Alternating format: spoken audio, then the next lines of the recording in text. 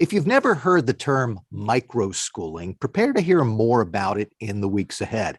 The Manhattan Institute is issuing a series of reports on the topic, and the first targets a particular Western state.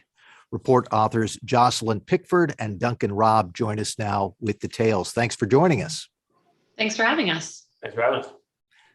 Before we get into the Idaho experience with microschooling, one or both of you could tell us a little bit about what is it that we're talking about? What is this microschooling thing? Yeah, well, in the paper, we defined microschools as a small set of families that come together and decide to delegate the education of their children to usually one or maybe two educators. That's their job. They're the educators of these children. It's not, all the parents sort of chipping in and one teaches one day, another teaches another. And, oftentimes in a micro school, the parents will have sort of more say over the curriculum or the, sort of the instructional strategies than parents would if their child went to a traditional public school. We tend to think micro schools stick to 10 families or less. And so it's sort of one classroom of kids that are together in person. I think in general, we define micro schools as being in person throughout the school day. The kids arrive to the micro school, they undergo their instruction with the educator, and they leave and they go home, just like a regular school, only it's just that one group of kids the whole day through. And Mitch, I'll just add, sort of contrasting to learning pods is another term that some folks have used, and sometimes they use it synonymously with micro schools. One distinguishing feature that Duncan pointed out that's important is that educator or two educators who are sort of trained and in charge. I know, lots of families had experiences where they did sort of pool children and parents to kind of take care of the instruction or maybe be there while children were receiving remote instruction from their traditional district at home. This is different from that in designating one or more educators to do the job of teaching the children during the day. I'm glad you made that distinction because that was going to be the next question. How close is this to learning pods, which is something we've heard about here in North Carolina? So microschooling with that definition in mind, your report specifically looks at how Idaho has approached this. And I understand part of the reason is there's specific legislation about it. Tell us a little bit about what you all were particularly looking at in Idaho. Yeah, so when the legislation when the session started last early this year, I guess in January of this year, you had the legislators looking around trying to figure out how to capture this new population of parents that were interested in microschooling because it was not homeschooling. It wasn't they weren't taking on the sole responsibility of educating their child, but it was something different from what had become sort of a frustrating year for many parents when it came to traditional schools. So legislators are trying to figure out how to provide more resources to those families.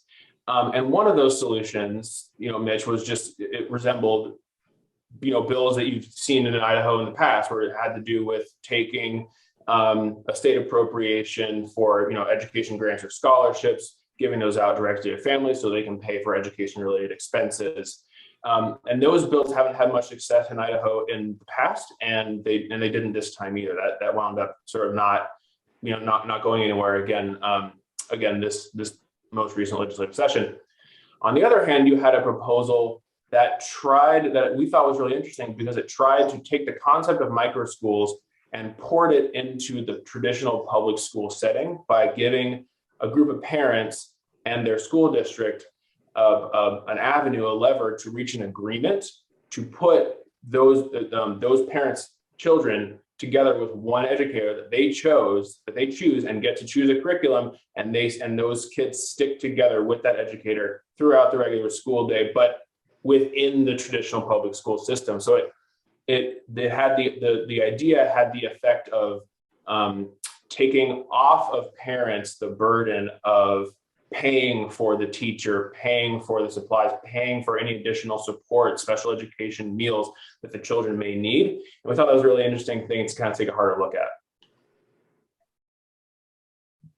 Yeah, and one of the things that I found interesting in looking at your report is you talk about the fact that Idaho in particular has some conditions that make this microschooling option something that might be something that parents would really like to look at. In fact, there's one subheadline that says Idaho has been microschool adjacent for years. That was an interesting thought. Can you tell us a little bit about that? I'll jump in here because I'm the non-Idaho and Duncan, lives in Boise. And so it was fascinating to me. I've lived on the East Coast my whole life and I'm used to very large public school districts for the most part. So to learn that Idaho is home to several public school districts that essentially have a one-room schoolhouse because they have so few students anyway. So by a unique environment, I think we mean it's not unusual, depending on where you live, certainly in the more rural areas of the state, to have a very small environment to begin with. So there is a relatively robust homeschooling population already. There are, in other words, folks are used to different ways of looking at schooling and in ways that may be unique to this part of the country. However, as Duncan pointed out, there is still the same tension I think we see in a lot of states between public funding for options and something that lives more in the traditional system. And unfortunately, across the country, often it feels competitive when you say, well, can the parent take the money wherever they'd like for their children's options, or does it need to stay within the system? So again, we were intrigued by this option where a microschool type concept, which is called an innovation classroom in Idaho, could live within the system so the kids can access extracurricular activities. They can access supports that they might be eligible for, but the parents still have this new independent flexibility with the educator and the curriculum and the environment. Based on what happened with this debate, because we talked about the fact that there were a couple of ways of going about this, for folks who aren't in Idaho, what ended up happening? Has the ball been advanced, or is this still just in the sort of discussion stage at this point? We'll see. So, the ball has been advanced in the sense that innovation classrooms, which was the inside the system legislation, did pass. It was signed by Governor Brad Little, so it is law in Idaho. I know that some of the legislators that worked on the bill are actively trying to raise awareness that this is an option. And I've been going back and forth trying to learn how that's going and whether any parents have taken them up on it yet. I think sometimes when there's a new option like this on the table, it takes a little while for people to become aware of it and start using it. So we're hoping that with a little bit of grassroots awareness generation, that parents will see this as a useful option, and also that districts will realize that this is perhaps a cool way to give their patrons a little bit more flexibility and autonomy, but still do what traditional school districts are there to do, which is to make sure that students receive the services that they need in order to be able to learn, which is sometimes which is not a cheap proposition a lot of the time, which it gets in the way of other sort of school flexibility options at times. So we'll be really interesting to see if parents take advantage. Idaho still doesn't have any sort of education savings account or scholarship law on the books. So aside from our charter school law, which is fairly traditional and straightforward, this innovation classroom idea is sort of the next new thing. It sounds as if in some respects this gives a traditional district system a way to compete with schools of choice. I mean, in a state that has more school choice options, perhaps this is the type of thing that helps the traditional system compete a little bit better. I think one of the things, those of us who work in education policy, are aware of is the system's uncanny ability to snap back to the status quo. And everyone keeps talking about this. Of course, the pandemic has truly been, an unprecedented disruption. And the hope is that the innovations that have been realized for the positive will continue. And I think, Duncan and I are hopeful that this could be one of them, right? That we've seen parents and families get more involved, have more to say. That shouldn't go away just if and when school sort of goes back to normal. But I think also school isn't going back to normal anytime soon because the gaps and the needs of the children are real and educators as well. So I think we hope that this will be one of those things that busts out of the status quo. In the description for this video, we'll give people a link to the report itself so they can learn much more of the details about what you found, because we're barely scratching the surface. But before we wrap things up, I'd like to give both of you an opportunity to talk about what you think other states might be able to learn from Idaho's experience. And it's helpful that we have one person who's in Idaho and has been in the thick of it, and one person who's been looking from the outside, because I think that gives you both a slightly different perspective on how other states might respond. But I'd like to hear from both of you on that, if we could.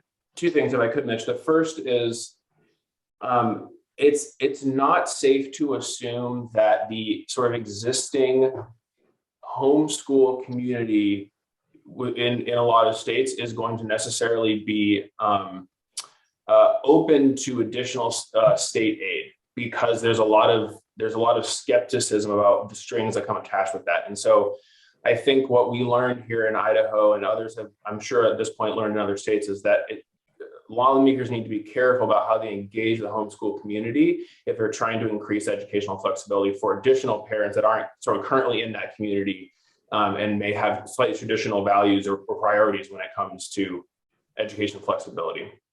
So that's one thing I think we saw. The other thing is, at this point, sort of the education scholarship, public versus private school debate is like the battle lines are drawn. You know what people are going to say before the debates even start. It was really refreshing to see an attempt at a different solution to an interesting and sort of new problem that Idaho legislators tried with innovation classrooms. And I think that that's another important lesson. It's like, we know what the arguments are going to be when it comes to scholarships. And if a state is having a hard time breaking out of that logjam, what's another solution that might move the ball down the road?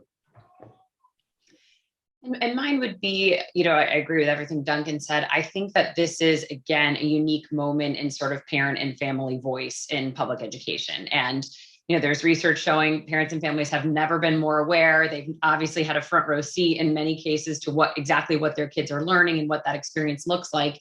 And I think states will be very, very smart not to, again, think that that's going to go away. Just because most children are back in an in-person environment doesn't mean that families are going to forget what they've learned and seen. And they are, in many cases, interested in more and different.